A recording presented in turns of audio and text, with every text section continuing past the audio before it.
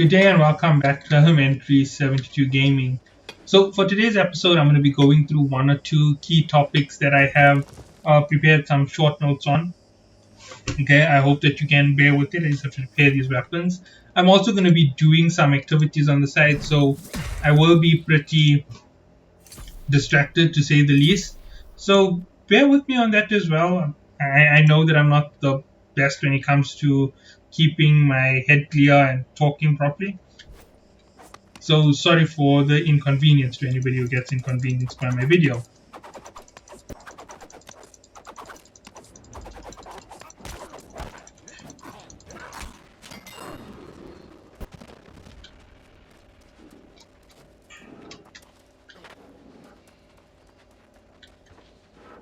Okay, now trying to clear my mind, get the topic straight. Let's go. Okay, so leveling up to level 60.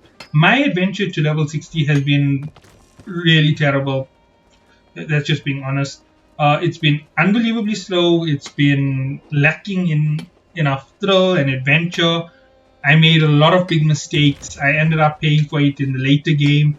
I found the quick shortcuts to getting through the game really quick and really easy. And I can share some of those with you. So let's go for it in a few quick segments of talking about what you can do to actually level up really quickly. One of the fastest ways to level up is actually doing corruption trains. Now, a lot of people are going to be like, oh, corruption trains is just one of those grinders for Azoth and, quick gear and repair parts. Yes, I do get that that's the most that you make out of it, but there are some good things that come out of that entire crazy grind up as you're pushing for levels. Number one is you gain a ton of XP. I will not deny that even as a level 59, the corruption trains could pull me up two levels not two levels, 3 or 4 bars in a single hour. They were good enough to get me from level 57 to level 59 in a day. That's how good they were in terms of actual XP gains. However, getting teams together to do it is a bit more difficult, and the higher level they are, the higher the XP. The XP from them seems to stay constant no matter who you are in the team, whether you're the one closing or whether you're the one who's just running along, being carried through each and every one of them. All you've got to do is contribute a little bit of damage to the entire situation. I'll just go close that portal and show you what I mean. Oh no, I can't show you what I mean. But yeah, overall these were really fun. Oh no, I'm definitely not going. That's a major.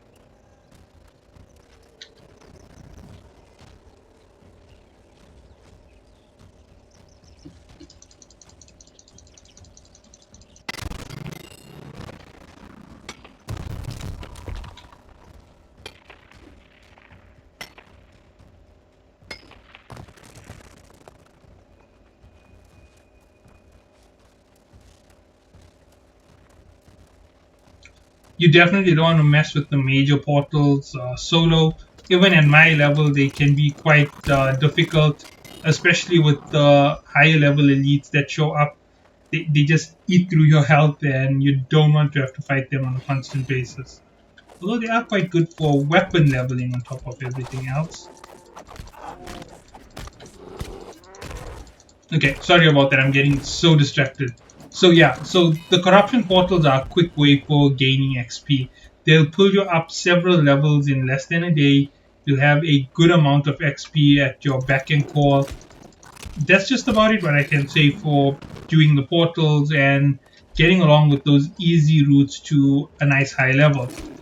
Now let's move on to the next set of craziness which will follow that, and that is actually trying to level the higher levels.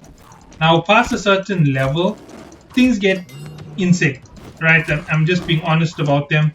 They get really insane. They get difficult to complete. Okay, killed everything. Yeah, no need to worry. So yeah, so once you reach the higher levels, things get really difficult to complete, and you're really gonna struggle with gaining XP regardless of what you are doing. corruption trains are still the way to go. You don't have permanent corruption trains every single minute of every single day. You have to take a break from them. You have to know how to calibrate yourself into it. You need to know where to go, which areas to form up in, which areas are right for your level. So if you're low level, you're going to stick yourself in the areas of Monarch's Bluff, First Light, and Everfall. Windswide is also a good place. And you're going to have to make sure that you keep the level 25 portals. Running through these, they're about 600 XP per portal. And there is no small gain in XP. That's actually a huge gain in XP. I'm actually just saying it so lightly for one reason.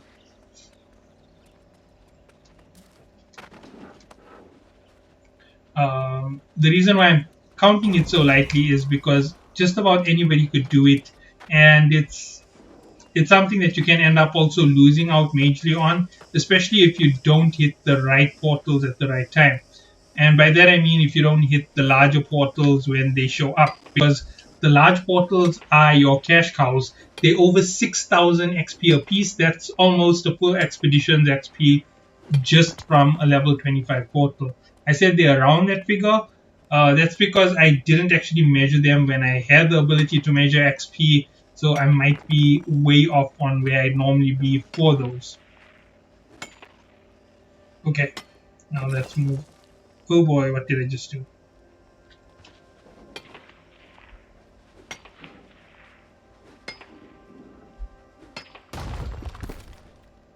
Let's see what I'm carrying that's too heavy.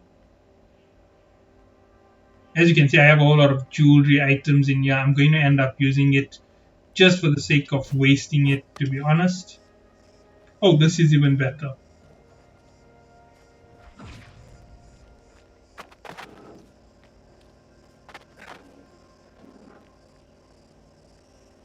There is a reason why I want this particular path. That's because I want the two silver nodes that are sitting at the bottom of the cliff.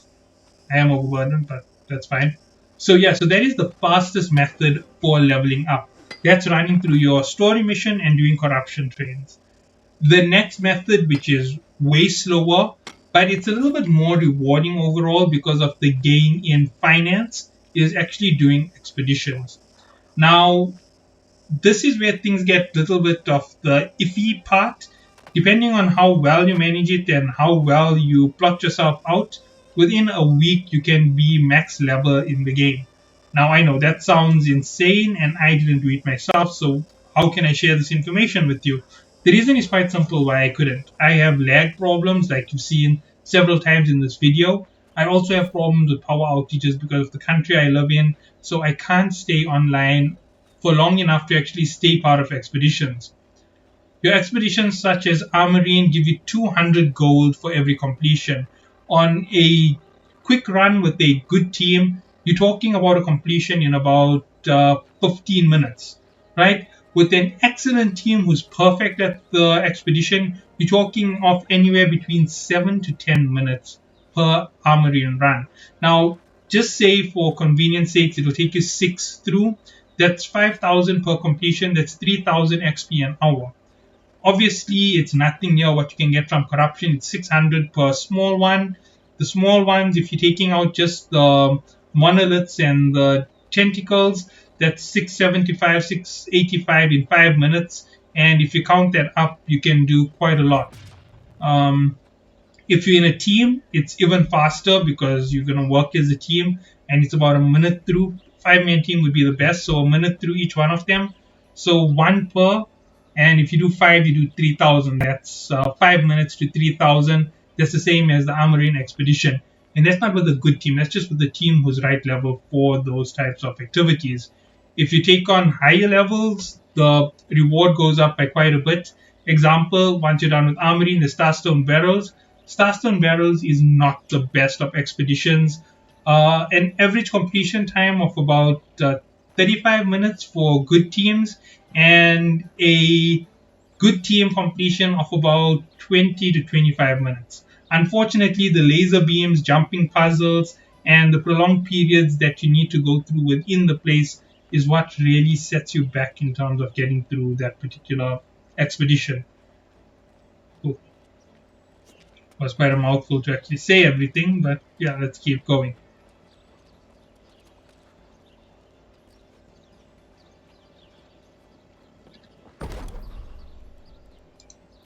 Let's smelt the iron, 190, not that much, but I can come back for a ton more.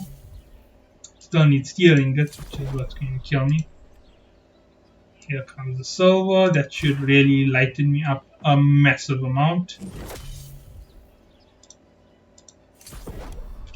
Oh, it's not that massive, but yeah, it's good enough that I don't see the red and I can actually run. I'm not going to be sitting in Windsor for a long period. Windsor was just a stop along the way. Being an Everfall right now is the main part of my objective. Okay, let's get back to it. So, running the expeditions, as I said, the next one is about 6,000 at Starstone Barrows. However, you need to be around level 36 for it to be efficient for you as a player. Kind of a heavy ask for any individual.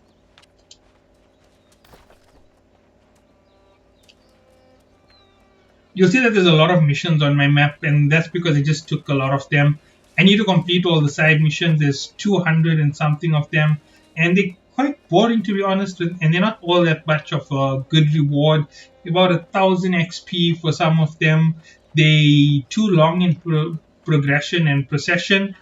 They really aren't that rewarding. It's actually easier to just do a ton of how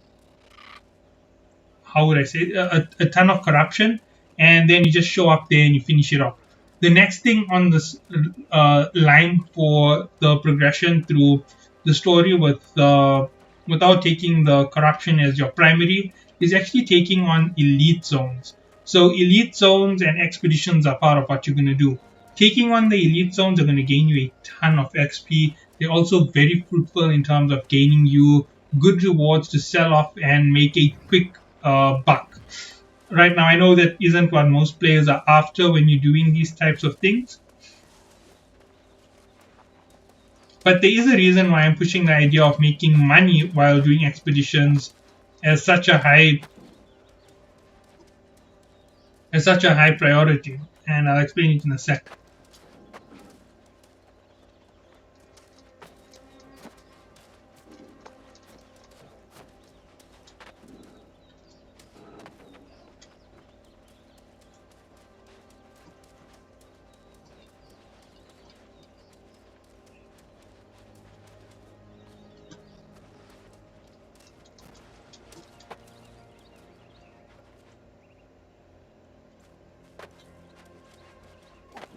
Just should come right in a few seconds. Okay, so overall, when you're doing all of this, you're gaining a ton of gold. Say, for example, you reach a solid 10k. Now, provided you plot yourself right with doing all of this heavy tasks, and say, for example, you're waiting in between corruption trains and elite zone runs, because you can only complete an elite zone once a day, really. So, let's say that you've done all of this and now you have this 10,000 gold on you. What do you do with it? You level up your crafting. Now, leveling up your crafting just for XP is a good thing to do. It also gives you more abilities to level up your self because your town boards open up according to your crafting levels, your refining levels. Materials are added to what you can get. There we go. Loading in the areas, get everything that I want. There's a star metal vein up here somewhere. I'm gonna go looking for it in a second.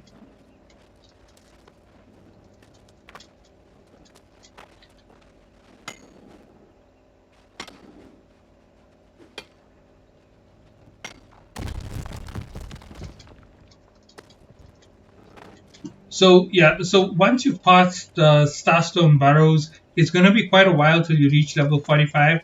I'm not even joking. When I say quite a while, I mean it's going to take long.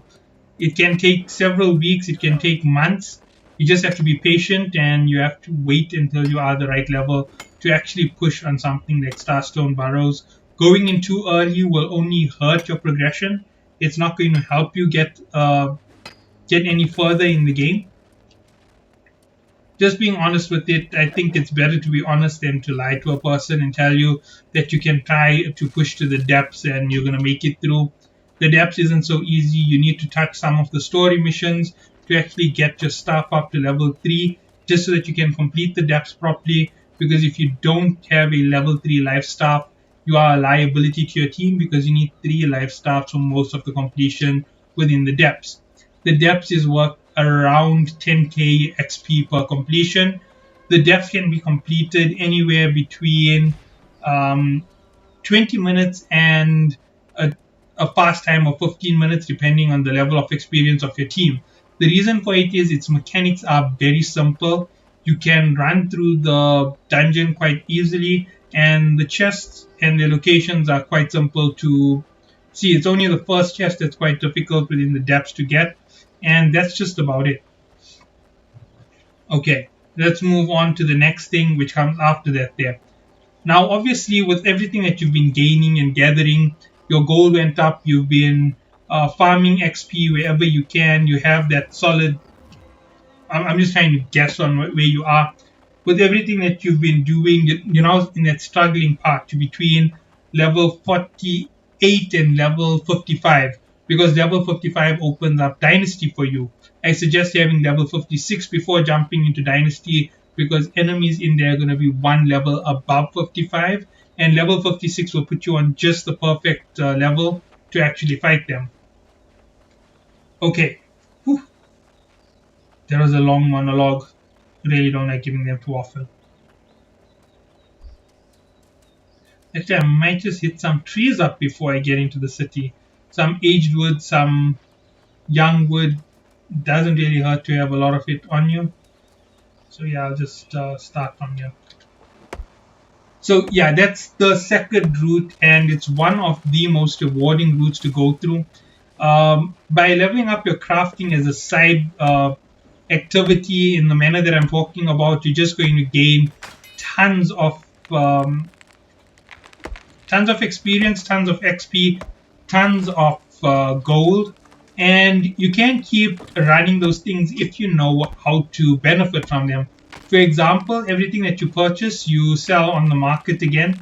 So you take all your materials to refine from the lowest level and you throw it right back on the market. Obviously, you don't want to fill up your storage too quickly. Once your storage is filled to a good percentage, you hold off for whichever crafting you're going to go after. Say, for example, you try the woodwork path. You need about, let's see, you need about 40,000 young wood to reach level 50. Then you're going to need about another 25,000 or 40,000 mature wood to start pushing yourself up. You're going to need another 160,000 young wood. You're going to reach level 100 in woodworking. You're going to get stuck there. You're going to need another 40,000 in wide wood. That's going to pull you up to your level 150. You're going to need about another uh, 80k in ironwood to pull you through the last part of the crazy crafting that goes through. And by the time you're done with this here, you'll be level 200 in woodworking. Now, there is the actual figures for what you need to get to your max level in woodworking. I know it sounds a bit absurd and a bit heavy. That is why, if you are someone running the expedition route, that is one of the most fruitful things that you can do. Materials become really cheap over time, and you can actually take advantage of the players who are solid crafters such as myself by buying a mats off the market at that easy time with a solidly good rate for yourself.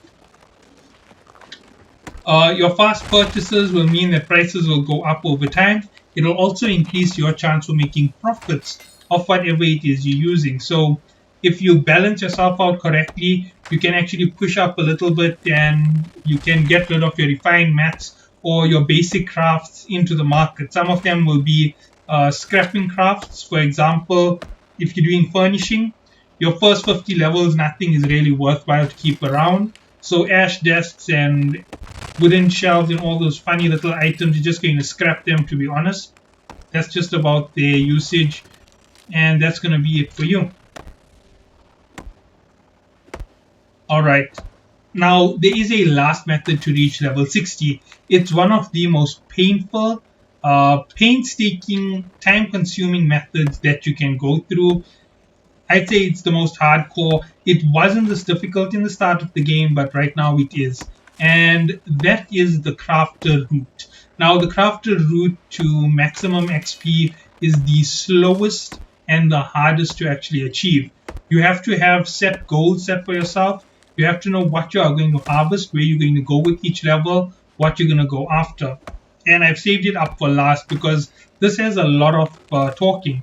Your gathering has to be planned perfectly. Your level 50 has to be gained in the right way so that you gain to your level 50 to open your second mat, get to level 100. It's about a 10-hour trip for your first skill. It's about a 7.5-hour trip for your second skill, and it does slow down and become a little bit more difficult as you go past level 100.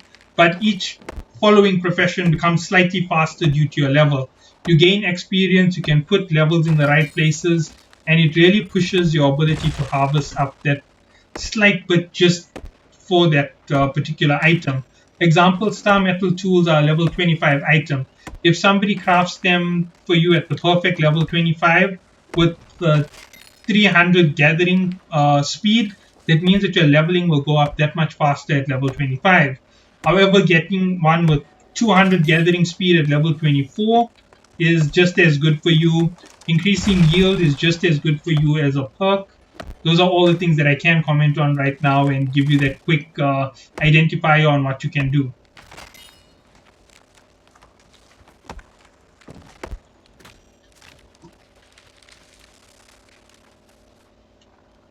I think I'm at, quite close to limit mark.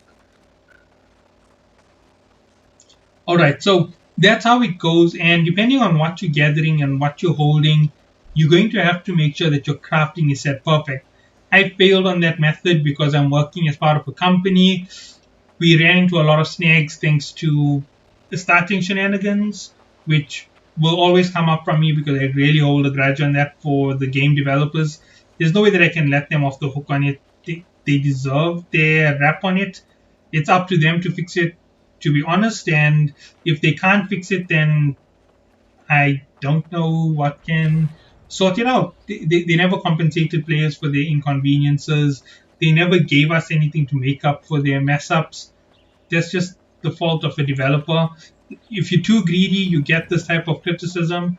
They should have been ready for it. They should be willfully accepting it, and they shouldn't deny anything when it comes to someone saying that they're a greedy company, they're incompetent, they're inadequate. They should just say, yes, it's true, this happened. We failed drastically on the start. We were too greedy to compensate players, blah, blah, blah, blah, blah, blah, blah, blah. That's all they have to say, and people will accept it in the end. Even people like me who will point it out and rub it over and over that they were too greedy for their start, and that's their own fault overall. Whew, really salty. If I'm correct, I don't have any sandpaper. Yeah. I'll have to get some in a little bit. This, on the other hand, I know I can do. Okay, so your refining is part of your levels, your gathering is part of your levels. And if you spread out your gathering and your leveling in the right way, if you have big enough teams running on it, it will be much easier. But if you're going solo, it's 10 hours to level 100, then it's another 7 hours to the next level 100, another 6 hours to the next level 100. And if you're following the best ones, that you either start off with mining or logging, then you go to the next one, being mining or logging. Then after that, there is skinning.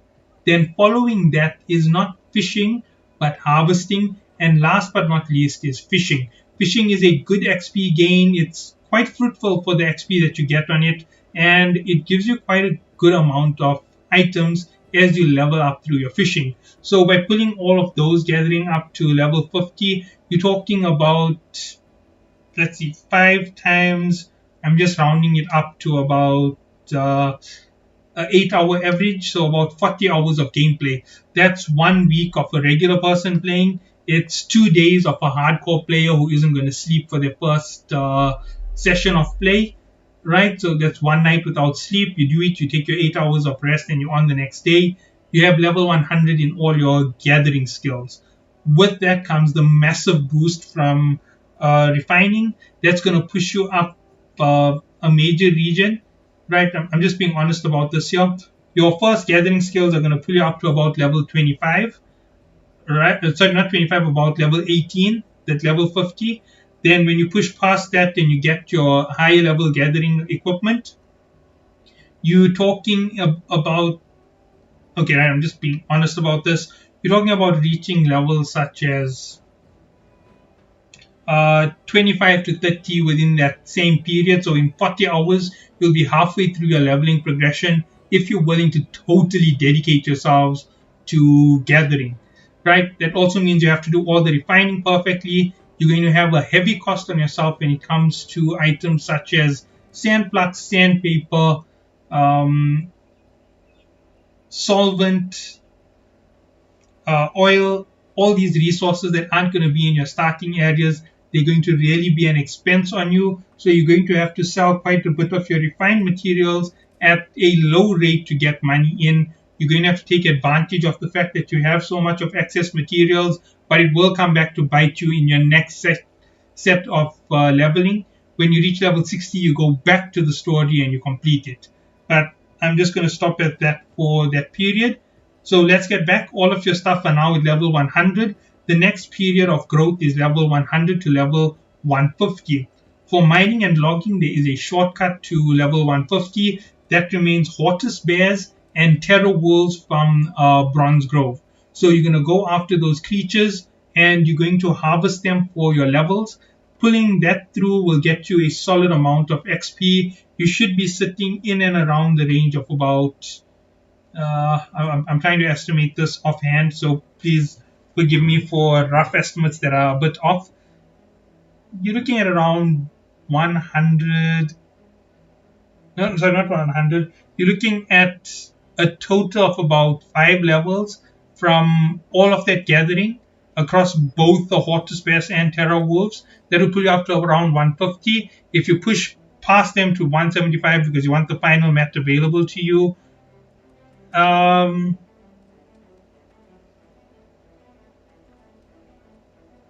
you should be somewhere near level 45, right? Because the XP in that last 25 levels is quite crazy, and it is about the same amount that you will need to actually pull up that final piece in XP. So you should be somewhere around level 45. Oh, sorry about that. Looks like I sat there for too long.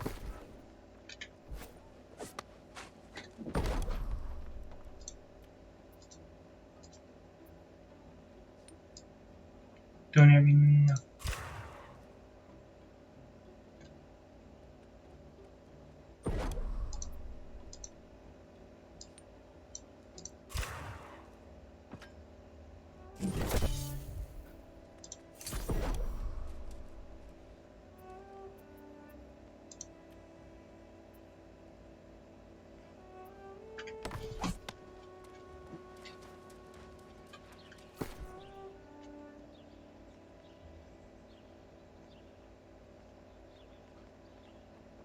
Silver ingots. I can make some jewelry with this. I'll just go for that quickly.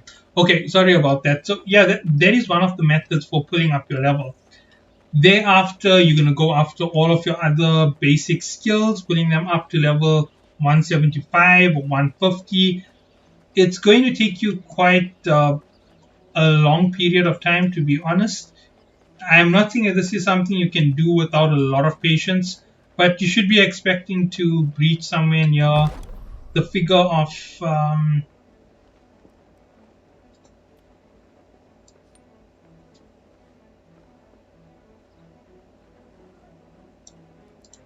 sorry about that. I'm just doing a little bit of the side crafting. I just want to get the levels through, just have the profession on the side. Um, it's not something that I'm going to take as a primary.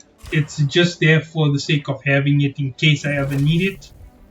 25 at long last. That should have unlocked more items in the jewelry crafting.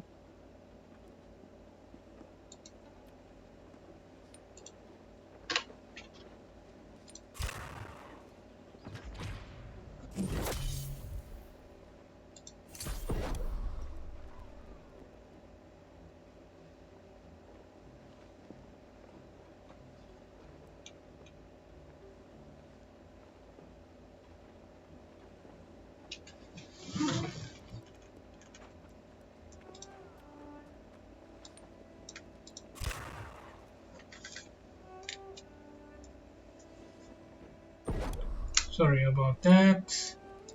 Failed attempt. Ah, who can help that? Okay, there we go. 27. Nice amount of jewelry crafting thrown in there just for the quick and easy.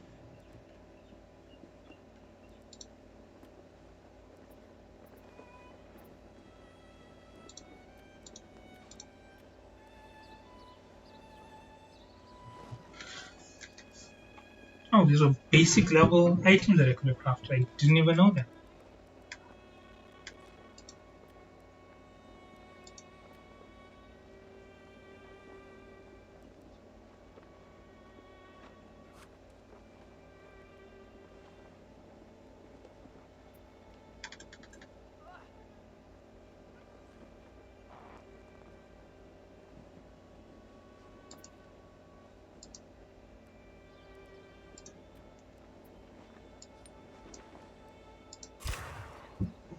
Sorry about that. I just have to do this quickly. Want to reduce some of the weight that I'm carrying.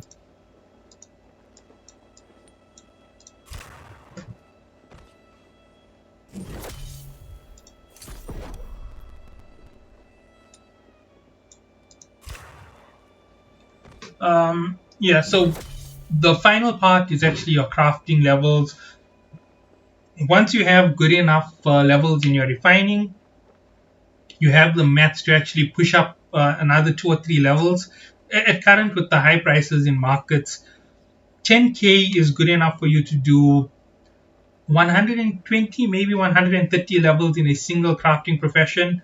If you have more, like 30, 40k before you purchase your first house, you can put up all your professions in a single sitting inside a city, similar to what I'm doing here. If I really pushed it and I really wanted to, I most probably could be level 200 in jewelry crafting in about an hour, maybe less. All I have to do is go on the market, buy cheap flawed gems, cut them, make the jewelry, add a little bit of extra XP to my gain, and that's that. I'll be up a whole load of levels.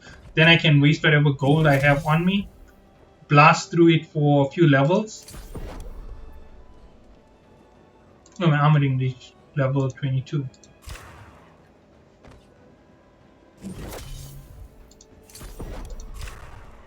Can see this here takes a long time. So yeah, that's just the basics of it. And if you keep running around, keep doing your basic activities, you're really going to get your crafting up to that high level, and eventually your profits from basic mats are going to start increasing. You're going to be able to pull some crafting items through into the market, and that is where the profit really starts. Example, in furnishing, iron chests and hewn log chests are worth a ton of cash on the market. Because of their rarity, because of their pricing, they really sell well, they really do well. Whoa, I'm going low on repair parts. Shocking. That I'm not really worried about. I'll pull that up in a matter of no time.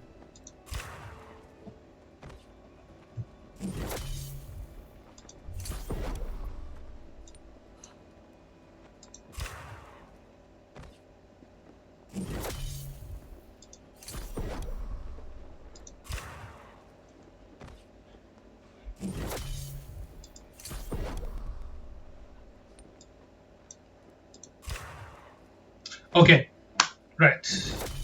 Trying to slow this down. Hit the big guns right now. Okay, yeah, that's it. I can't go below that. That would literally finish me off instantly.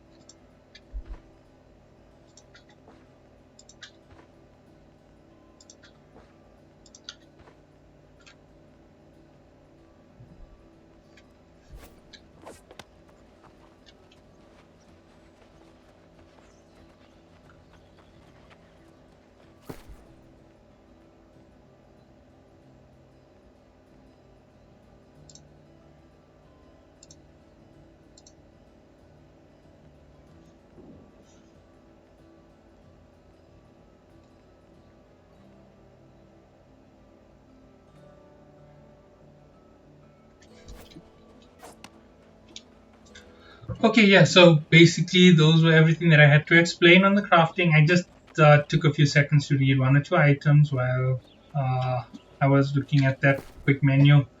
So yeah, that is the basics to pulling your levels up to super high levels. If you're going to go for anything more insane in that department, I'd strongly suggest that you don't. Going beyond a certain level is going to push you to crazy heights. It's going to make you do some intense farming, intense gathering. It's things that a lot of people don't really want to push themselves on. Let's go in.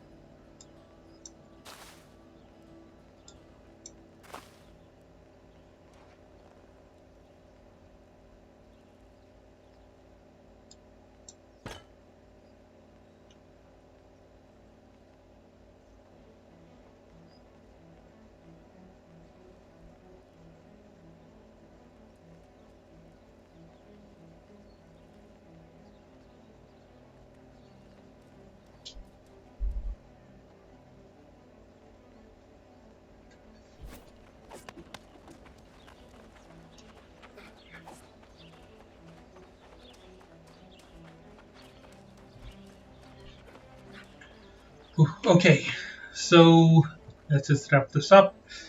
So overall, what I'm saying is that the crafting route can be really fruitful. It can be quite good in terms of your early gains.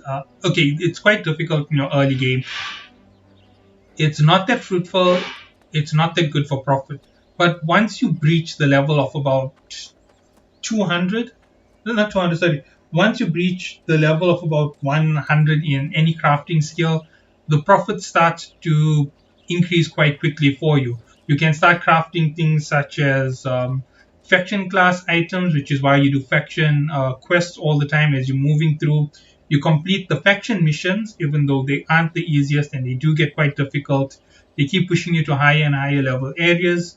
Eventually, they push you up all the way to Shattered Mountain to reach the highest level, and you need them for your crafting. So they become very important for you. They a quick boost in XP and a little bit of gold for you, especially from the faction missions themselves. It's a good way to keep up your gold in game, and that's going to reach you up all the way up to the end of the game.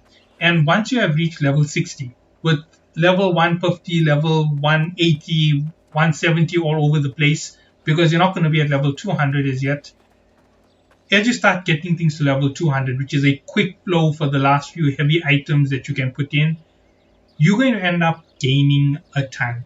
Everybody else who had houses when they were level 30 and 35 aren't going to be able to compete with you. You have level 40, level 45 standing in whichever towns that you've been crafting in. All of a sudden, you just come through and you fly through with missions. You start pushing up your reputation in those areas quickly. You hold yourself to a nice high level on those areas. Remember, you level 60. You have crafting at your back and core. You can start putting on your trophies. Put on trophies for crafting, max out your gear, max out your jewelry, max out your weapons. You have that perfect set for yourself. You're selling off all your spares that were mis mm, how would I say miscrafts that didn't fall into the perfect range, and there you go, you win. End of the game. It is one of the most fruitful ways to reach level 60. I know that I didn't show much of doing any of those things, but it is quite a long discussion. It's one that I was struggling with trying to start off with crafting in the start, but nonetheless, there is the way for you to go through it with the quick shortcuts in between. It really can improve your gameplay. Level 50, level 60, you all the way up to max level gear scores. You jump back into the story mission. You complete it at the end when things are super easy for you. You'll flow through missions like they were effortless. You reach level 60, you go into the Well Guardian, you jump in, you jump out with a quick team of crafters who are part of the team that you were running with if you're lucky. If you're unlucky, you jump in with a bunch of randoms.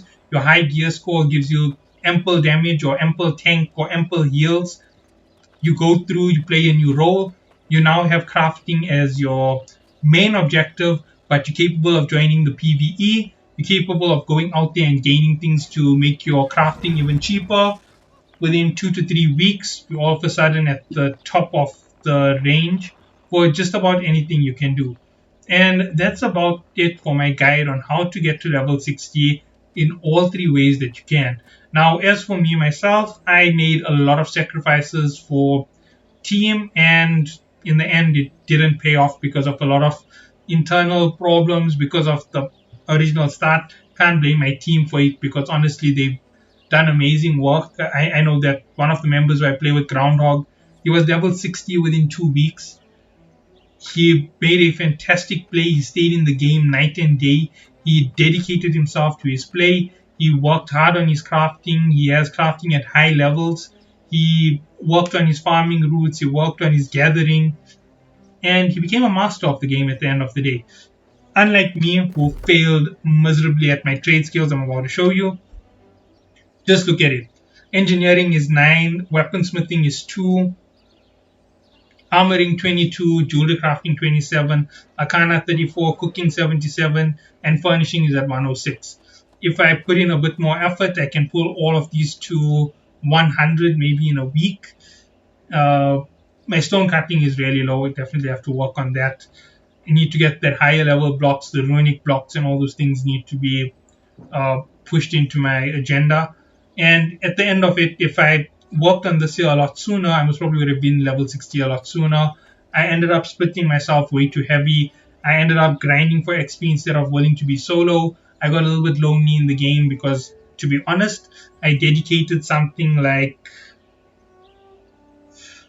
1,900 hours into this game so far, and most of it was spent out of game, literally trying to log in. So I'd say from 1,900 hours, I've actually played only about 600 hours in game to reach level 60.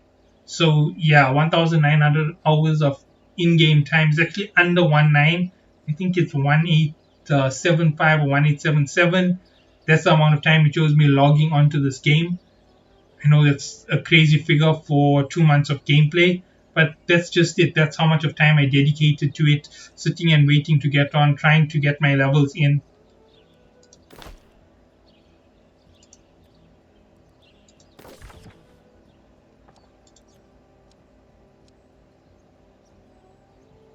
So yeah, that's just about it. Hope that you all did enjoy the video. Catch you all in the next one and have a good day.